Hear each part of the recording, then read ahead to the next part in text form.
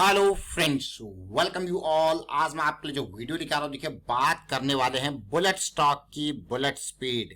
Long term investment के बारे में बात करेंगे और लॉन्ग टर्म इन्वेस्टमेंट की जब भी बात करते हैं कौन से टाइम फ्रेम के ऊपर किया जाता है फोकस, उनको समझेंगे इस एग्जाम्पल के साथ और बहुत कुछ सीखने को आपको मिलेगा इस स्टॉक के माध्यम से। और आगे बढ़ने से पहले मैं आपको बता दूं, अगर आपने अब तक चैनल को सब्सक्राइब नहीं किया तो जल्दी से सब्सक्राइब कर लें, बेल आइकन को प्रेस कर लें जिससे आपको नोटिफिकेशन आती रहेगी। और प्राइस एक्शन सीखने के लिए कर सकते हो मेंबरशिप ज्वाइन बटन पे क्लिक करके। अब जरा ध्यान से देखिए स्टॉक को, बहुत ही ध्यान से मैं कहूंगा, आप कहोगे वाओ, ये स्टॉक कोई और नहीं आयशर मोटर यानी कि निफ्टी ऑटो का एक बहुत ही बेहतरीन स्टॉक जिसका मार्केट कैपिटलाइजेशन 83,000 करोड़ है।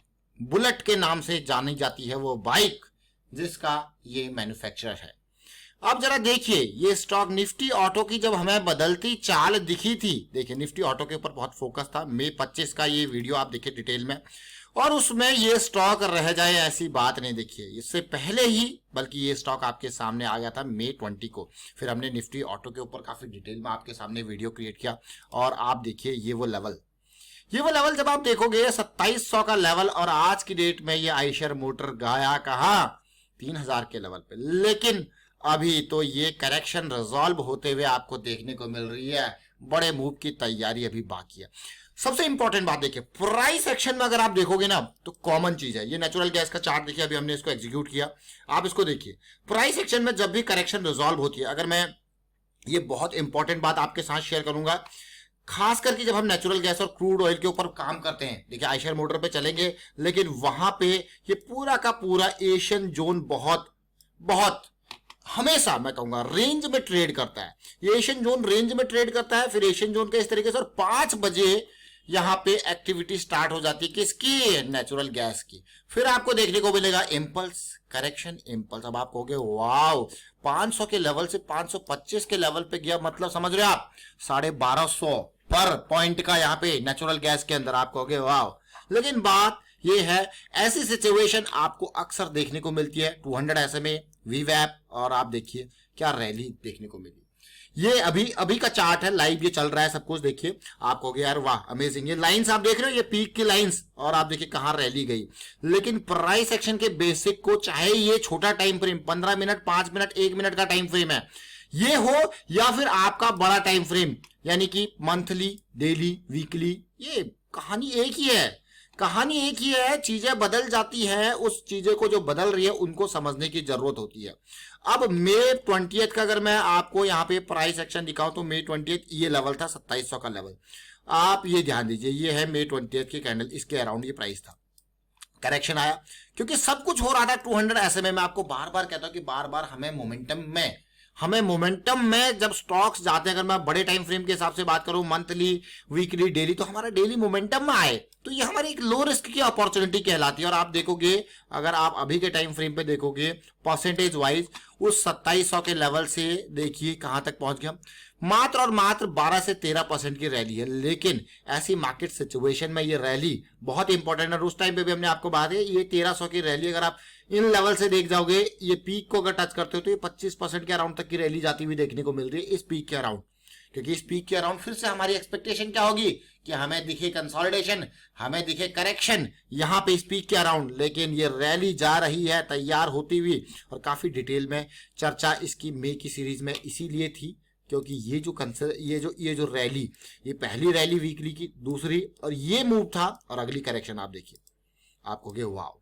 प्राइस एक्शन कॉमन है, चाहे आयशर मोटर हो, चाहे टाटा मोटर हो, निफ्टी ऑटो हो, या फिर कोई और स्टॉक हो, या फिर नेचुरल गैस आपके सामने हो। ये नेचुरल गैस का ये इंट्राडे का टाइम फ्रेम है, जहां हम छोटे टाइम फ्रेम के हिसाब से प्ले करते हैं। और खासकर नेचुरल गैस और क्रूड ऑयल के लिए तो हमारे लिए 5 बजे से ऊपर का टाइम बहुत इंपॉर्टेंट। और बाकी अगर आपको देखोगे तो और रियल मूव देखोगे तो फिर 7 बजे के अराउंड, जब आपकी मैं कहूंगा अमेरिकन मार्केट सामने निकल के आती है, यानी कि NJT उसको कहा जाता है, न्यूयॉर्क जोन।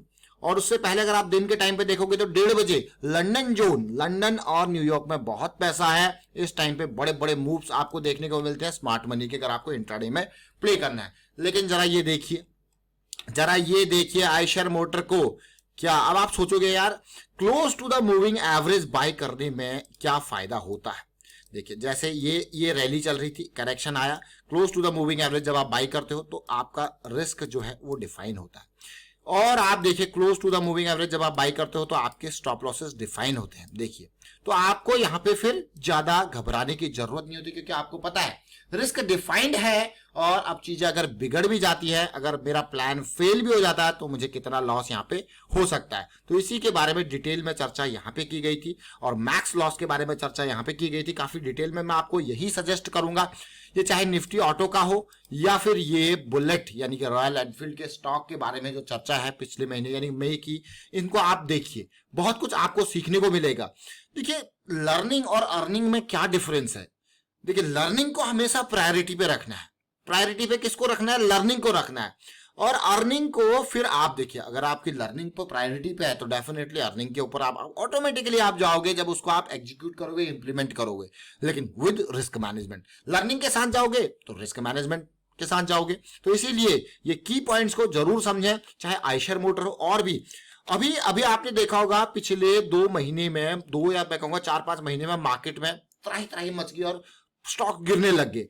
बहुत कम ऐसे स्टॉक्स थे जो कि जिनका जो फॉल था मैं कहूंगा आपको देखने को मिला, और ये फॉल के बाद ये मोमेंटम है वो वापस आए। हमको ये मोमेंटम चाहिए होता है। कौन सा मोमेंटम? ये डेली टाइम फ्रेम का मोमेंटम देखोगे तो वीकली पे आपको और मंथली पे आपको ये जो करेक्शन रेजोल्यूशन है उसके ऊपर एक मोमेंटम मींस लो रिस्क की अपॉर्चुनिटीज आपको देखने को मिलेंगे। स्टॉप लॉस, एंट्री एरिया और यहाँ पे और पोजीशन एरिया, और आपको यार यहाँ पे तो अब ये धीरे धीरे करके ये एरियाज जो है वो टारगेट एरियाज हो जाएंगे। स्मार्ट मनी के हिसाब से टारगेट एरियाज, अगर आप प्राइस सेक्शन के हिसाब से देखोगे तो व्हाट इज दिस, आप कहोगे यार ये लो रिस्क की अपॉर्चुनिटी और साथ के साथ एक प्राइस सेक्शन में हायर हाई हायर लो की सीरीज यहाँ पे बनती हुई आपको देखने को मिल रही है। यानी कि अगर आप इन एरियाज पे जाके दे रहे हो तो आपका स्टॉप लॉस, अगर आप इन एरियाज पे जाके देख रहे हो तो आपको वाओ, यहाँ पे पहले कैरेक्टर चेंज हुआ, फिर यहाँ पे पूरा ट्रेंड में चेंज आपको देखने को मिला। तो ओवरऑल हमने आयशर मोटर की बात करी, और अभी भी आपको देखोगे तो बहुत सारे ऐसे स्टॉक्स हैं जो कि निफ्टी ऑटो सेगमेंट में बिलोंग करते हैं, बट निफ्टी ऑटो सेगमेंट में भी वहां पे मोमेंटम अब बन रहा है डेली टाइम फ्रेम पे। M&M को देखोगे, महिंद्रा एंड महिंद्रा को, वहां पे मोमेंटम बना, ऑलरेडी सबसे लीडर था उस ग्रुप का और मोमेंटम बन के वो काफी दूर गया। और यहाँ पे और आप ये नेचुरल गैस के मैं कहूंगा इंट्राडे चार्ट के हिसाब से भी यहाँ पे काफी लर्न कर सकते हो। ये छोटे छोटे मूव्स जरूर है, इनिशियल लेवल पे आपको दिखेगा कि ये मूव छोटे छोटे हैं, लेकिन आप देखिए बड़ी rally, first move, second move, और ये देखिए ये बड़ा थर्ड मूव आपको देखने को मिला है। चलिए फिलहाल वाइंड अप करता हूँ इस वीडियो को। उम्मीद करता हूँ वीडियो आपको अच्छा लगा होगा। अच्छा लगा तो शेयर कीजिए, लाइक कीजिए, प्राइस एक्शन सीखते रहिए, प्रैक्टिस करते रहिए, and risk management is the key again. Thank you for watching the video.